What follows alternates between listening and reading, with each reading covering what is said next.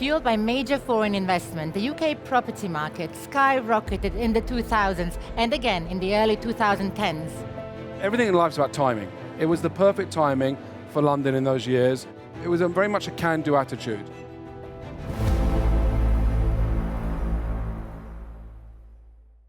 One of the major players is Nick Candy, who developed One Hyde Park, which further revolutionized how we live in our cities.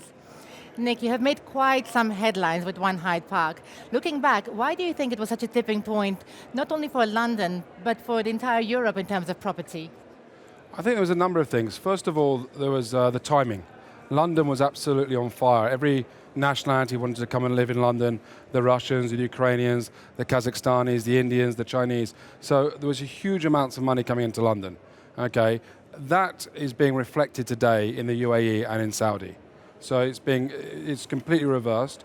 First of all, the money was coming, and also we did something that had never been done before. We did a branded residences linked with the Mandarin Oriental at a quality far superior than anyone else was ever doing. But you're now talking about the properties that actually cater to the 1%, aren't you? 0.1%. So why is that your direction? It's what I know how to do. I can visualize it, I can see it, I can imagine it, and I know the customers that are going to buy it. And I know here in both the Middle East, whether it's in Dubai, or Abu Dhabi, or Saudi, or Bahrain, if you build incredible quality in the AAA location, the customers will come. You have mentioned now a couple of times this region. Does it mean you're more present here now than in the UK? I love this region. It reminds me of London in the early 2000s. A can-do attitude, no issues with planning, plenty of capital to invest. Today you couldn't do that in London. If you asked me to build One Hyde Park today in London, I couldn't do it. It doesn't exist. Planning rules have changed. You can't build a flat bigger than 2,500 square feet. You couldn't get the construction loan. Planning would take forever. They'd make you build triple the affordable housing you're meant to build. So there was everything in life is about timing. It was the perfect timing for London in those years. We had Boris Johnson as Mayor of London. Boris was a fantastic mayor, and so was Ken Livingstone, the Labour mayor as well. He was very pro building real estate, and so it was very much a can-do attitude. When you mentioned politics, this is an election year for many parts of the world. Without going into the specifics, what impact do election results actually have on investment climates in the countries they're held? Well, I think I've got two young girls, one's 10, one's just turned 7. And all any of us want is a stable political world where we're not in any wars. And at the present moment, we're in the foothills of World War III. Whether you like it or not, that's where we are.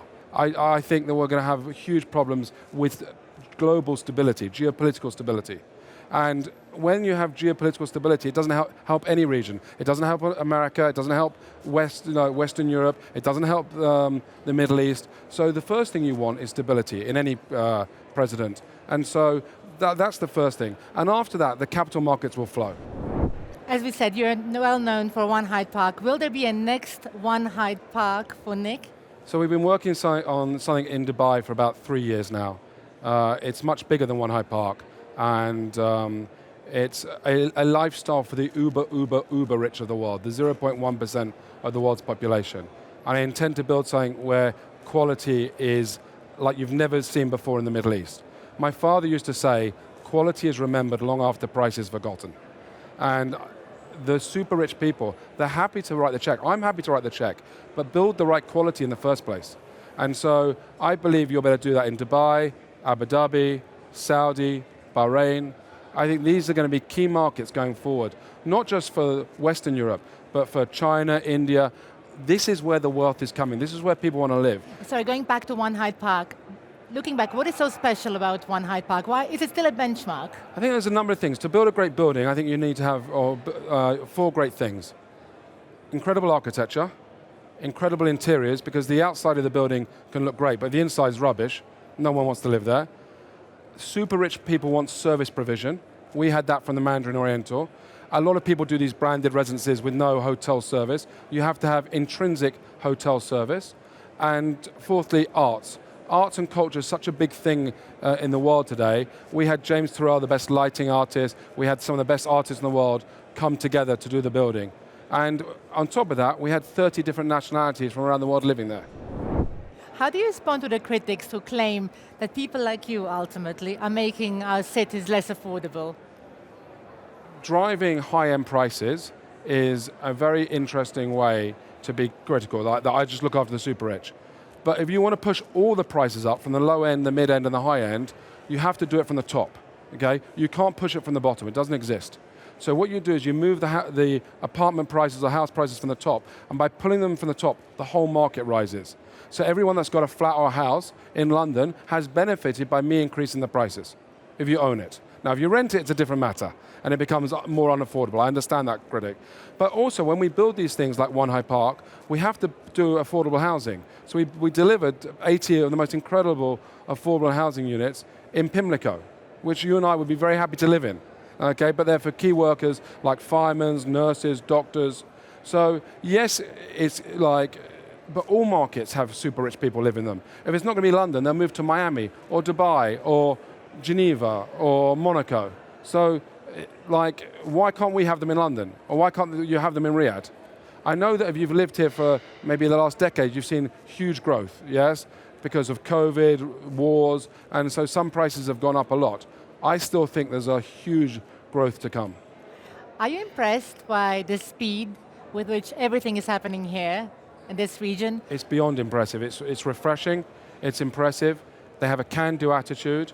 And what's amazing is all the different ministries working together to achieve the best thing, whether that's for Saudi or whether that's for the UAE. They have a much better attitude than the West. They all work together, while in the West we're all backstabbing each other. Nick, are you ever tempted to just leave the luxury industry or to leave the property industry at all?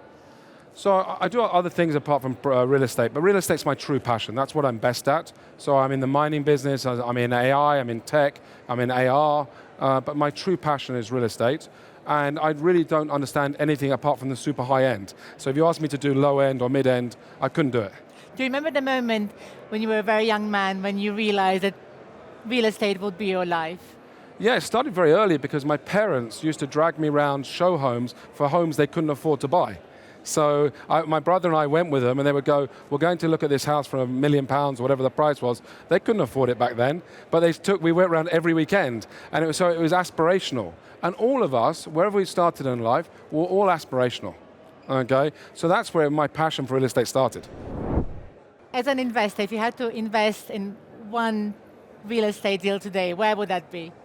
I think Dubai is incredible, so I've got a huge project coming up in Dubai. I think the Diriyah Gate here in Saudi is incredible. I have a project here with a team in the Diriyah Gate, which hasn't been announced yet. And I also think one of the best coastlines in the Middle East is the Abu Dhabi coastline. And so if you want to go and see the dolphins and turtles nesting and live on the beach, you won't find a better place. Can you tell us more about the Saudi project? Can you give us a little scoop that hasn't been announced yet? All I can say is it's not high-end residential, but it's catering for the world's super, super, super rich. Even more super rich than One Hyde Park? Yes. Thank you very much, Nick. Nice to meet you. Thanks.